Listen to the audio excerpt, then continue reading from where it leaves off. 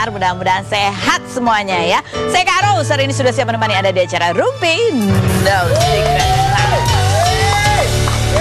Daniel Bojok sana juga siap menemani kita hari ini beserta beberapa bintang tamu yang sudah hadir ya, berbagi ceritanya baik itu untuk hal-hal yang update maupun hal-hal menarik lainnya. Nah, kalau biasanya kan kita awali di pojokan dulu ya kan, membahas apa sih yang lagi ramai menjadi perhatian publik, menuai banyak komentar baik itu pro dan kontra untuk hal-hal yang datang dari dunia nyata maupun dari dunia maya.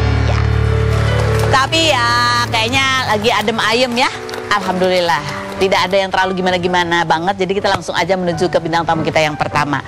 Ada siapa hari ini?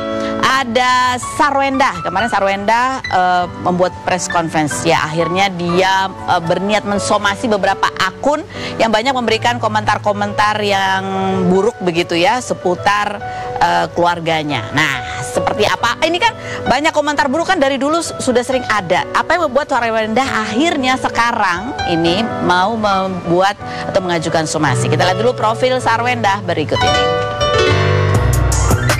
Sarwenda Tan, artis kelahiran 1989 ini pernah menjadi guru bahasa Mandarin. Sarwenda yang menikah dengan Ruben Onsu pada 2013 ini dikaruniai 2 anak dan mengadopsi anak bernama Betran Peto pada 2019. Sarwenda yang kerap mendapat komentar negatif dari netizen karena kedekatannya dengan Betran ini pada 15 Mei kemarin memberikan somasi terbuka beberapa netizen yang berkomentar negatif di media sosial. Perempuan yang memiliki minimarket pribadi karena suka masak ini kerap membuat konten bekal cinta dan pernah viral karena menarikan lagu Forever Young yang ditonton 21,3 juta kali pada Maret 2023 hingga banyak yang memarodikan. Wendy merupakan adik sekaligus manajer Sarwenda kelahiran 1992 ini kerap membuat konten kosan Ciwen yang bercerita kehidupan pemilik kosan. Bagaimana perkembangan somasi terbuka tersebut? Dan seperti apa kedekatan Sarwenda dan Wendy? Saksikan kisah selengkapnya hanya di Rumpi No Secret. Baik, kita sudah bersama dengan Sarwenda dan ini kuasa hukumnya Bang Kris ya. Oke baik, kita lihat dulu nih artikel terbaru tentang Sarwenda, yaitu dia mensomasi haters penyebar hoaks sudah mengganggu saya dan anak-anak gitu kan. Kamu cerita banyak hal, salah satunya bahwa sampai kamu harus meminta pertolongan bantuan pendampingan psikolog anak gitu untuk semua nih tiga-tiganya. Betul, tiga-tiganya. Tiga-tiganya. Ya kalau misalnya yang paling kecil ya karena emang duanya psikolog anak, ya yang satu yang terakhir juga. Maksudnya aku mau tahu gimana sih perkembangannya dia gitu. Tapi yang lebih fokus ya Betran sama Talia. Oke. Kalau boleh tahu ya Sarwenda, ini kan sebenarnya komentar-komentar yang nggak enak ini sudah lama gitu sering ditujukan kepada kamu gitu dan anak-anak gitu ya. Apa yang berbeda kali ini sehingga kamu memutuskan untuk mengambil tindakan tegas? Kali ini karena aku udah lama ya, karena aku pertama kira kalau diam itu emas kata orang. Ternyata nggak emas ya. Ada juga makin dicaci gitu, makin kayak menurut orang aku nggak ada jawaban, nggak ada respon, mengiyakan seperti mengiyakan, padahal kan sebenarnya sama sekali enggak gitu. Dan bener-bener nggak ada hubungan apa-apa, ya itu anak aku gitu loh. Tapi kan orang berpikirnya berbeda. Nah, tapi kan balik lagi adat di tempatnya Onyo kan beda gitu. Adatnya emang mereka love language-nya bener-bener yang kayak ketemu tetangga aja peluk gitu loh. Tetangga aja cupika-cupiki yang emang begitu gitu. Jadi ya kalau misalnya itu udah adat ya dia nggak harus karena dia pindah ke Jakarta berubah kan gitu loh. Dan aku tuh tipikalnya ya emang nggak pernah mau membedakan anak sama sekali, tapi orang berpikirnya berbeda. Nah seiring berjalannya waktu dan akhirnya karena ini sudah sangat mengganggu dan emang karena ini juga anaknya terganggu dan Onyo pun terganggu kan, makanya aku bilang mereka itu banyak faktor kenapa mereka juga harus ke psikolog anak gitu. Jadi salah satunya ini gitu. Jadi sempat ada momen awkward gak? Awkward, takut, dekat ada. Sekarang pun begitu. Jadi kayak sebelah dia takut kayak pergi gitu akhirnya. Jadi ya karena begitu gitu. Jadi ya bingung juga harus kayak gimana gitu. Jadi akhirnya aku lebih baik pendampingan dari pihak yang ahli. Nah kalau ini kan tentang hukum gitu kan, jadi aku diskusi sama Mas Kris baiknya bagaimana, harusnya kayak gimana, dan gak mau nanti ketika udah anak-anak besar nanti gitu, Thalia udah bisa baca, Tania menjelang bisa baca gitu, maksudnya aku Thalia pun sudah baca gitu loh. Jadi kayak aku nggak mau sampai nanti mereka merasa kok ibunya nggak ada pembelaan dan membela mereka sama sekali, bahwa kayaknya ini tuh nggak benar loh, bunda harus ngomong, harus speak up gitu. Jadi akhirnya setelah diskusi panjang dan aku juga bilang sama anaknya juga, Onyo, bunda akan tindak lanjuti ini gitu ya. Jadi akhirnya Mas Kris yang mendampingi dan menyelesaikan semuanya. Kalau boleh tahu ya, ataukah ada kejadian yang spesifik yang kamu ingat gitu terakhir, yang kamu melihat bahwa ini udah nggak bisa lagi nih, mungkin ada perubahan sikap tadi seperti kamu bilang, sempat ada awkward, atau mungkin anak-anak jadi lebih pemurung, lebih atau apa? Atau murung ya pasti. Ini kita ngomongin fokus ke Onyo ya. Onyo ya. Gitu, Onyo. Murung pasti.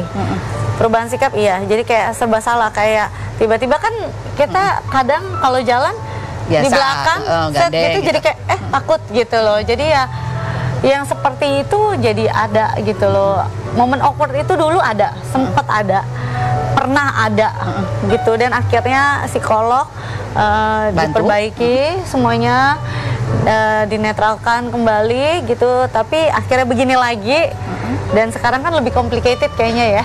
Jadi akhirnya ya momen awkward ini ada juga gitu, dan emang pada saat kemarin dia harus balik, dan sebenarnya kemarin itu sempat dia kayak gimana ya, apakah aku harus di sini aja ataukah aku harus balik gitu. Jadi ya sempat menjadi momen seperti itu sih gitu. Kamu sendiri gitu ya Sarwenda, mendengar Onyo sempat kayak apa aku di sini aja gitu, apa sih yang kamu rasain sebagai seorang ibu ya? Seorang ibu sedih pasti, tapi gimana pun kan Onyo juga dia punya orang tuanya, jadi keputusan di dia dan di orang tuanya dia. Aku membebaskan keputusan kepada dia, nggak ada yang kayak Onyo nyamannya di mana, jangan kayak jadinya membebankan gitu dia nantinya, enggak Onyo harus begini harus gini, enggak, aku maunya nyamannya dia di mana. Dan setelah dia diskusi sama bapaknya di sana, akhirnya dia balik gitu. Tapi aku sempat bilang kok sama dia, nyamannya Onyo di mana? Onyo mau di situ, Onyo mau di sini, Onyo tetap anak bunda, tetap. Iya, ini kan buat Onyo sendiri pasti secara psikologis itu macam-macam ya. Apalagi umurnya sekarang kan sudah beranjak remaja gitu, pasti ada perubahan hormonal juga sehingga dia lebih sensitif mungkin. Apakah kamu juga melihat ini jadi lebih berat karena dia juga semakin beranjak remaja? Sebenarnya mungkin orang melihatnya dia udah makin dewasa, tapi dari sikap, dari ini dia tuh masih anak-anak banget, masih anak-anak banget gitu. Jadi ya lebih harus dibimbing lagi, lebih harus dijelaskan lagi kenapa kayak gini, kenapa sih ada orang kok dia bisa jahat kayak gini, emang dia nggak punya ibu gitu, kayak dia kadang bisa nanya kayak gitu. Cuman ya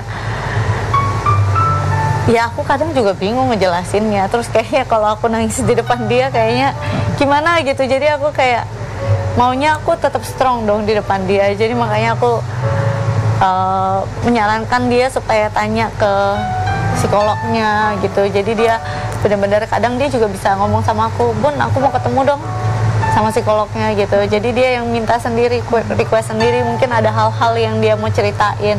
Maksudnya aku takutnya penilaian aku atau belum tentu akurat, apalagi kan aku juga yang dikatain kan, jadi otomatis aku juga ada perasaan sedih, kesel gitu. Jadi aku takut pada saat aku menjelaskan ke dia itu tuh nggak netral gitu. Makanya akhirnya dia ngobrol sama psikolognya. Itu Onyo satu. Kemudian Thalia apa yang berat yang dia alami ketika ya dia melihat kakaknya, mamanya, bundanya gitu, keluarganya gitu? Sebenarnya gini, dia udah mulai bisa membaca. Aku lebih baik defense. Aku nggak tahu dia udah baca atau belum. Tapi ya kalau dia itu kenapa dia ke psikolog adalah karena pertama kali itu adalah dia anak satu-satunya. Dia satu-satunya kan, tiba-tiba dia ada adiknya. Iya. Dan pada saat itu aku ingat banget, aku masih di Singapura. Tiba-tiba bertemu sama Onyo. Aku pada saat itu belum bertemu gitu ya. Dan tiba-tiba hadir juga Onyo. Jadi jati diri dia tuh hilang. Jadi jati diri dia tuh hilang, kayak gue bukan jadi kakak, tapi gue juga bukan jadi adik. Padahal tadinya gue yang satu-satunya.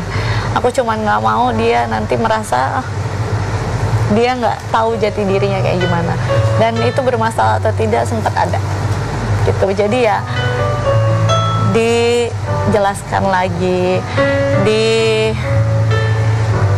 diterangin lah sama psikolognya juga gitu.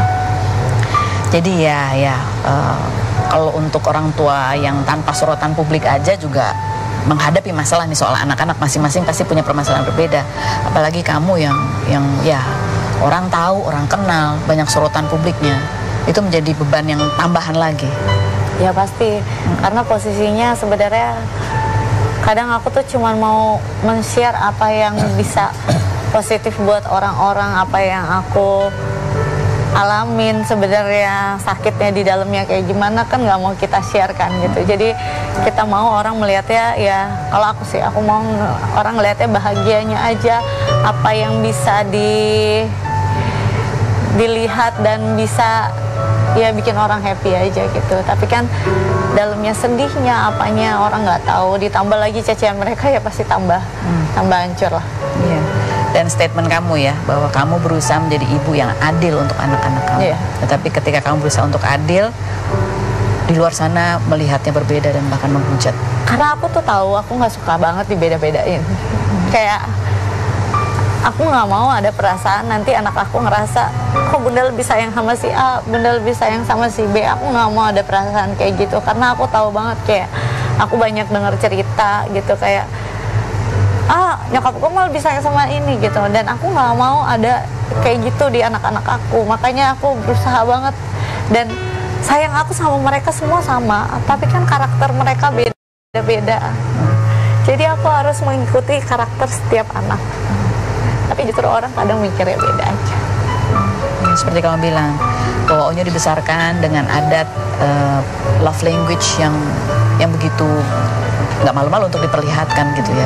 Mungkin beda sama yang masyarakat atau netizen umum alami. Iya, tapi di tempat dia seperti itu. Tempat dia seperti itu, dan orang nggak tahu gitu ya. Iya.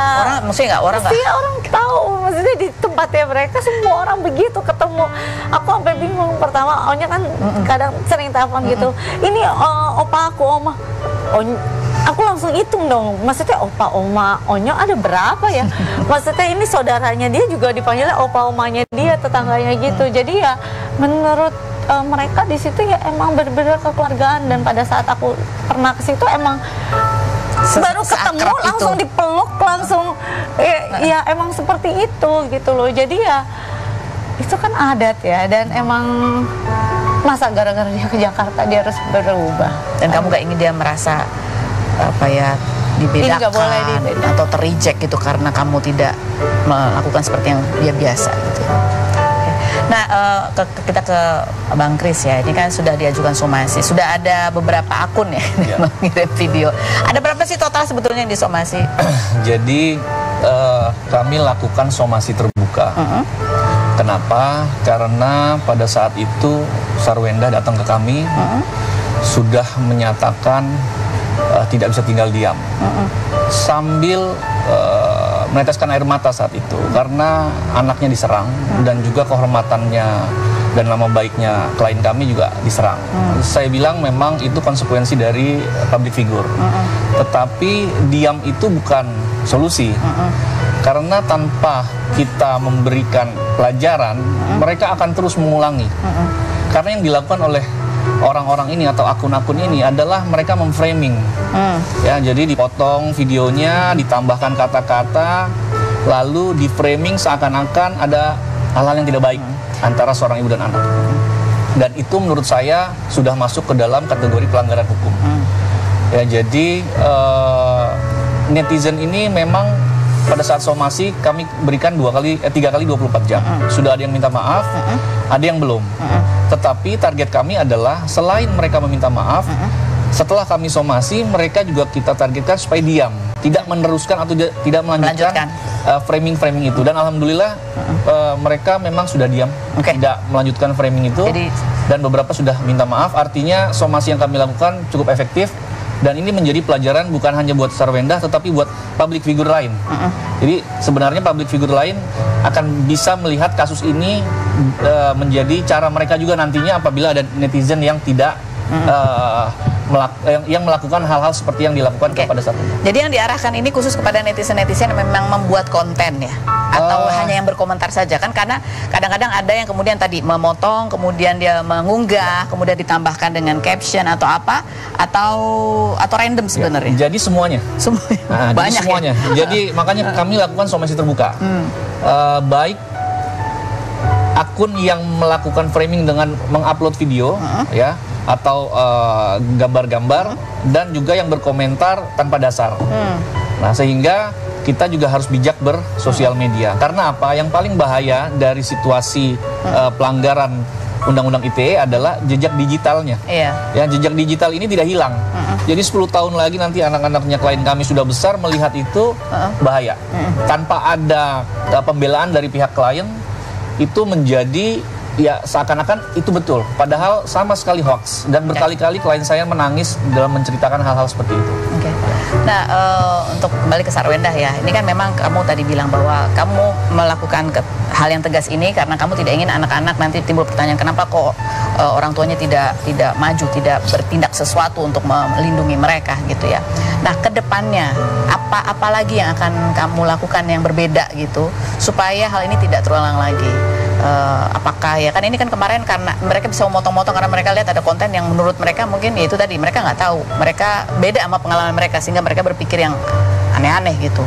Ada nggak sih yang kayak besok-besok mungkin kontennya atau kamu akan memilih-milih mana yang akan kamu share gitu atau apa? Adakah? Udah malah kadang nggak ada.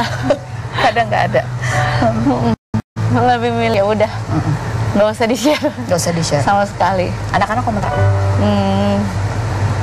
ya udah gitu ya, cuman kadang kan kalau misalnya ya namanya lagi live atau dia lewat gitu malah kadang kayak sampai muter gitu ya. Dan mereka sendiri sampai jadi kayak takut-takut gitu. Apa komentar mereka ketika melihat bundanya kemudian mensomasi gitu? Ya aku kasih tahu emang aku harus ada tindakan lanjut lagi, kita lihat lagi gitu kan, ini udah 2 apakah nanti, karena kan maksudnya aku dari awal juga bilang sama Mas Kris, yang penting mereka udah ada efek jerah. Kalau misalnya mereka memang tidak ada etiket baik baru ditindaklanjuti lagi kan. Maksudnya aku ya diberikan peringatan lah. Tadi kita bicara mengenai kondisi psikologis anak-anak. Kamu sendiri seperti apa? Gimana kamu menghadapi ini? Ya kalau jadi ibu gimana ya?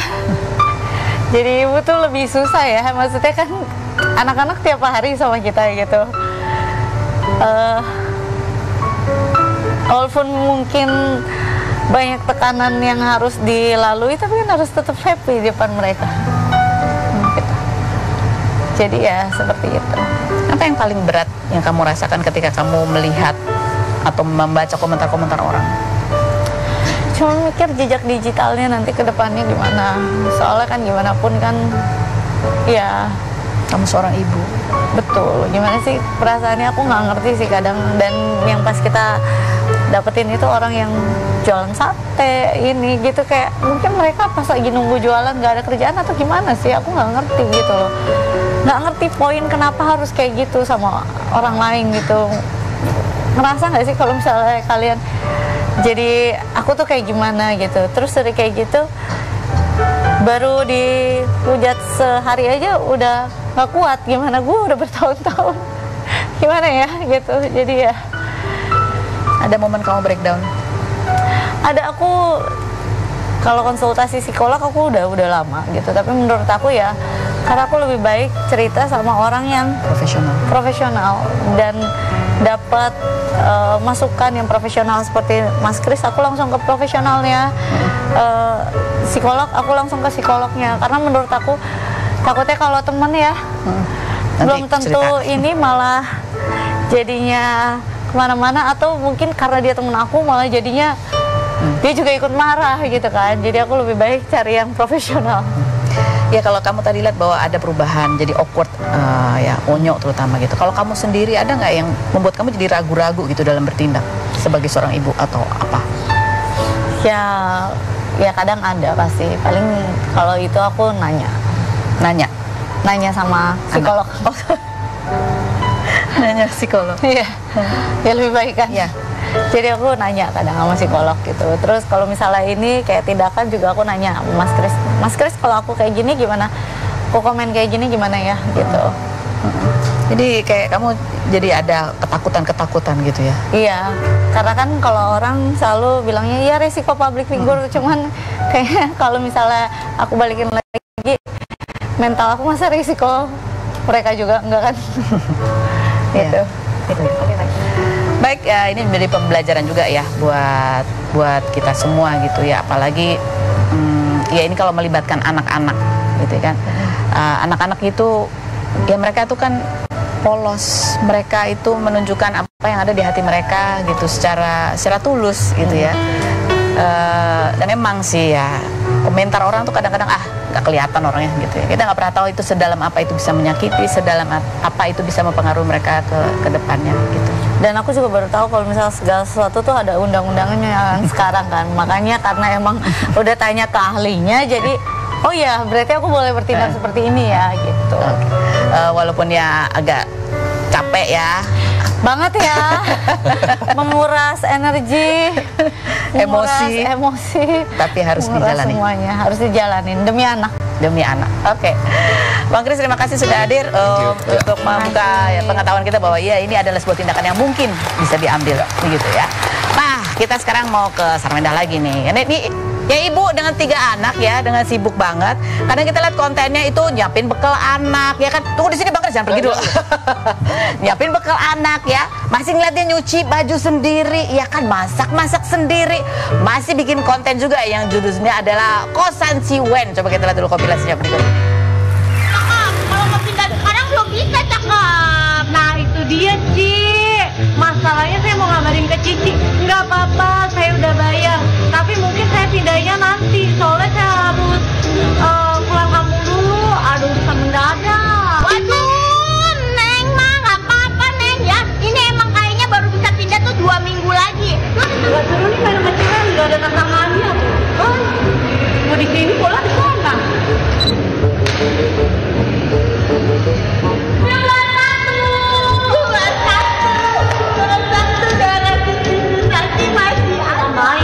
Saya titipin bentar ya, saya pergi dulu, penting banget. Bye-bye Neng Wenda. Dadah Kak Wenda. Ayo Anti jagain kita. Ngapain lagi kamu? Hei, Anti sama kita. Hei, jaga diri. Buset, cepet amat.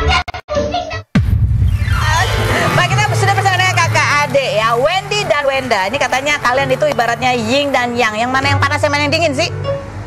Yang panas. Dia jujur ya. Jadi kamu lebih judes, lebih galak, lebih emosian. Oke, baiklah. Baik, kita dudukkan kakak beradik ini di kursi ini dan langsung kita masuk ke ruang gelar perkara. Oh my god. Sebagai kakak adik ya kan, pasti ada lah ya hal-hal yang sebetulnya mengganjal ingin kalian sampaikan satu sama lain. Tolong ya Wenda stop ini, tolong Wendy stop ini. Silahkan sampaikan unek-unek kalian. Kita mulai dari sekarang. Wendy dulu. Stop apa? Suruh stop apa dia? Stop kerja. Stop kerja dulu ya. Oke. Tolong stop pesen minuman manis. Udah. Iya kan? Stop apa lagi? Stop apa lagi? Stop apa?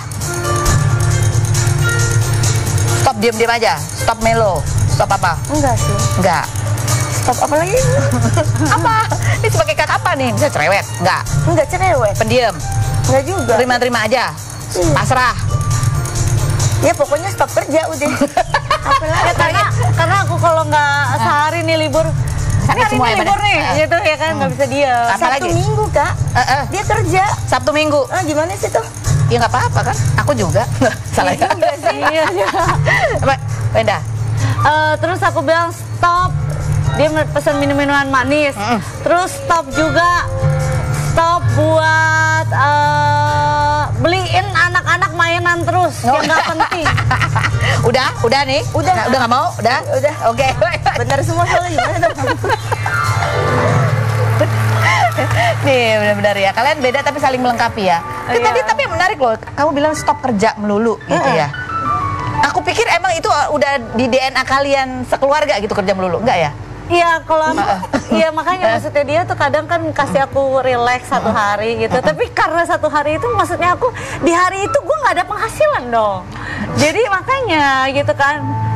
Habis operasi Kak, Operasi sinus. kebesokannya I cancel semua kerjaan kan. Bunda istirahat dulu aja gengs gitu. Dia besoknya uring-uringan gak kerja. Jadi gue ngapain lagi ya? Gue harus ngapain ya hari ini ya?